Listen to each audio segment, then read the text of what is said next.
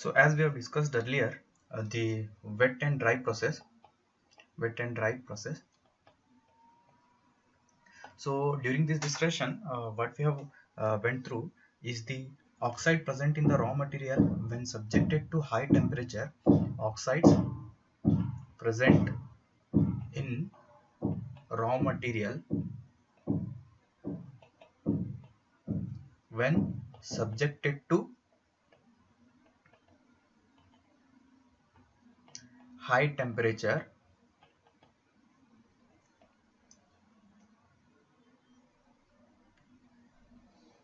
combine with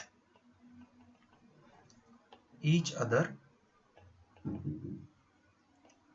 to form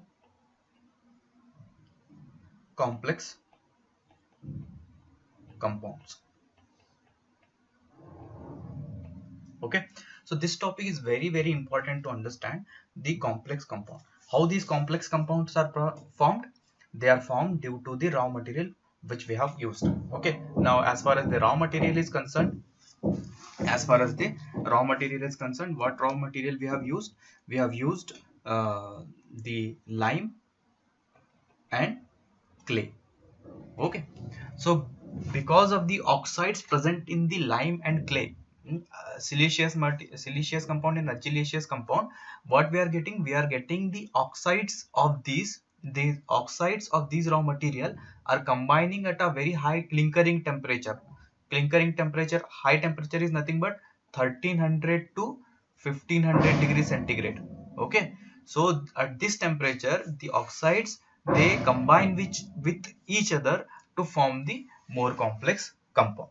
Okay, more complex compound. Now what we need to understand is, we need to understand about this complex compound. Okay, so uh, so uh, so there are various complex compounds which are formed during the high temperature.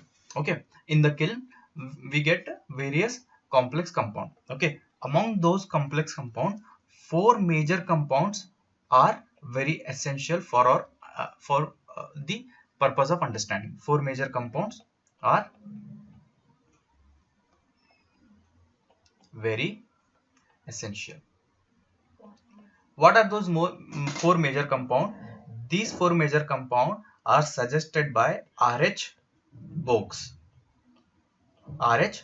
Box, which is why, based on his name, the four major compound are called as Box compounds. Okay, Box compounds. Now, what are these Box compound? The Box compounds are, let me just write it here in a new page. Box compound. So name of the compound. What is the name of the compound? These are all Box compounds, what we are trying to understand here, and their formula, abbreviated formula.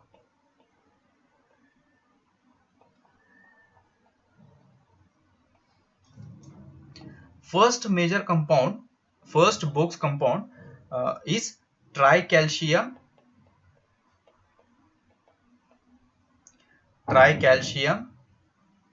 silicate.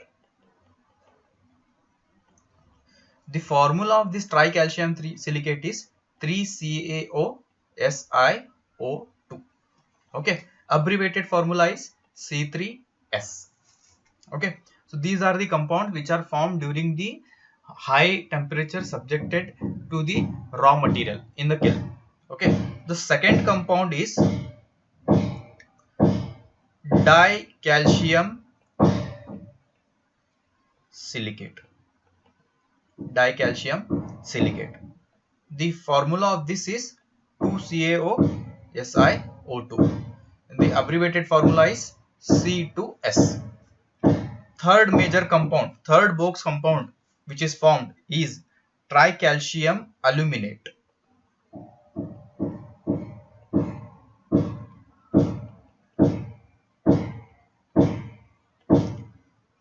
3CaOAl2O3.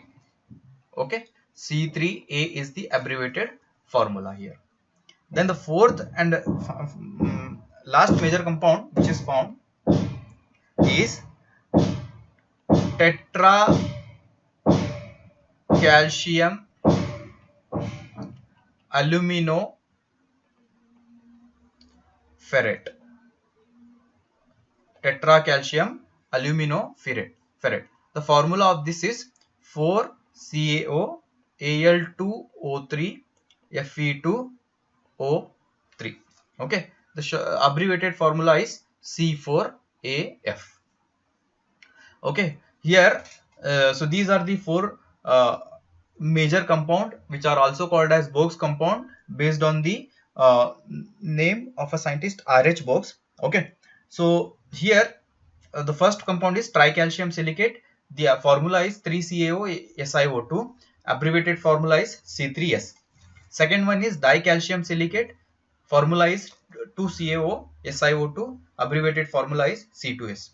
Third one is tricalcium aluminate, 3CaO Al2O3 C3A.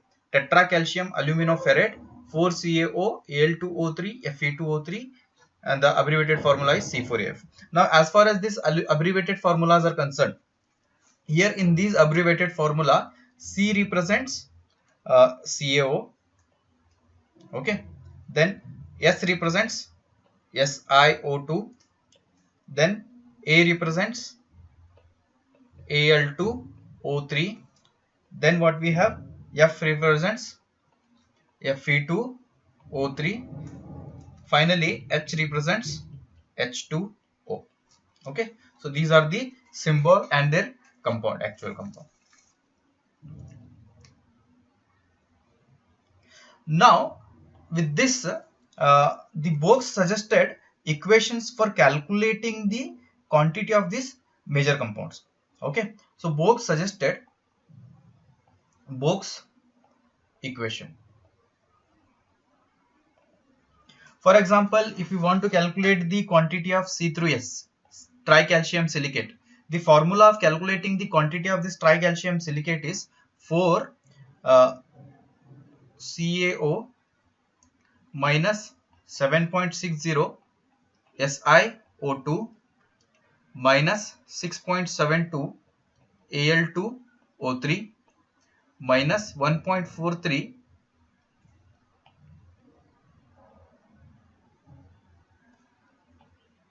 minus 1.43 Fe2O3 minus 2.85 SO3. So this is the formula to calculate the quantity of tricalcium silicate. Similarly, to calculate the quantity of dicalcium silicate, we have a formula 2.87 into SiO2 minus 0.754 3CaO SiO2.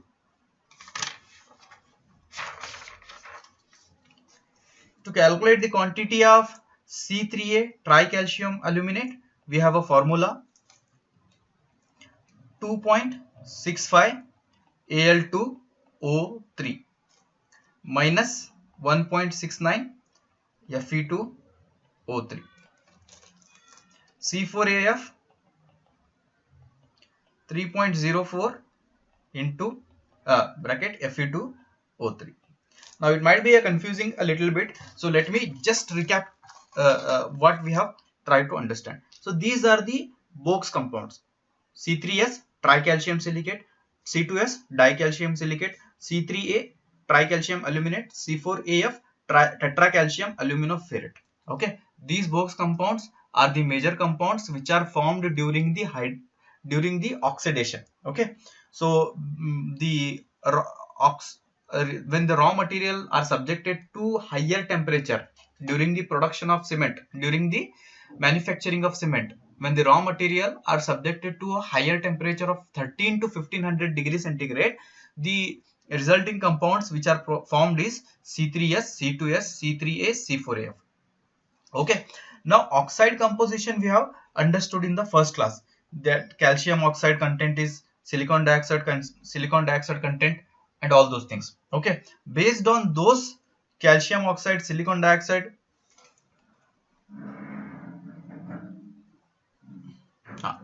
so this is the chemical composition we have tried to understand in the previous class. Calcium oxide 60 to 67%, silicon dioxide 17 to 25%, aluminum trioxide 3 to 8%. So based on this oxide composition, what we can do, we can find the uh, composition of this C3A, C4, C2S, C3S, C2S, C3A, C4AF. For example, let us say we have a oxide composition of CaO, oxide composition. Let us try to understand this by example. Let us say oxide composition in your cement is calcium oxide, 63%, silicon dioxide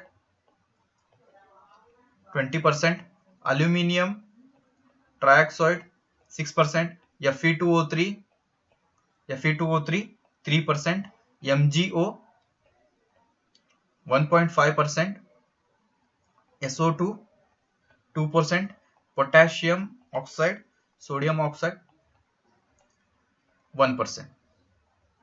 Okay, so if this is the oxide composition of your cement, okay, so these values if we put here in this formula, C3S 4 into CaO is 67%, 63%, minus 7.60 into SiO2 is 20%. Okay, Al2O3 6.72 into Al2O3, Al2O3 is how much? 6%. Okay, so if we put this formula in our these four equations, then what we get the values of calculated compound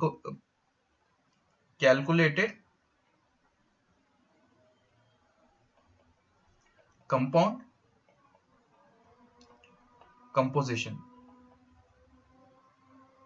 What we get is C3S is 54.1%, 54.1, C2S 16.6, C3A 10.8, C4AF 9.1. When do we get these value? When we put these values in the formula, in this formula. Okay, if we put these values in this formula, what we get is the values of C3S, C2S, C3A, C4AF. This is how we calculate the compositions. Okay, in addition to major compounds, there are various minor compounds also formed. Okay,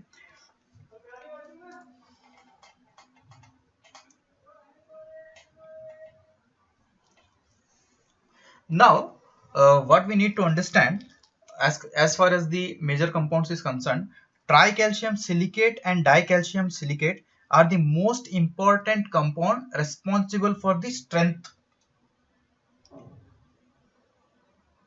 Okay, the C3S and C2S, they are responsible for the strength in the cement, and they constitute 70 to 80% of your cement. Okay, so if you analyze the cement, the 70 to 80% of the cement will be formed due to tricalcium silicate and dicalcium silicate. Okay, so here C3S tricalcium silicate is about C3S is about 45%.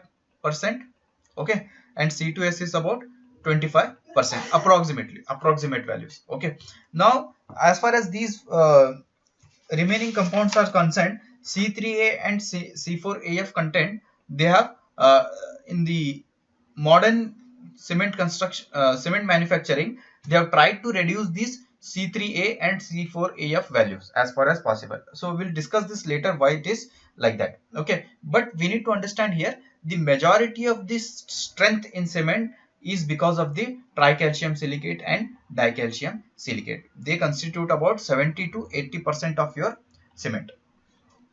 Now one thing we need to understand here, to manufacture a cement of stipulated compound, it is absolutely necessary to closely control the composition of raw material. So what do I mean by that? For example, during the preparation of cement, if you take higher quantity of lime,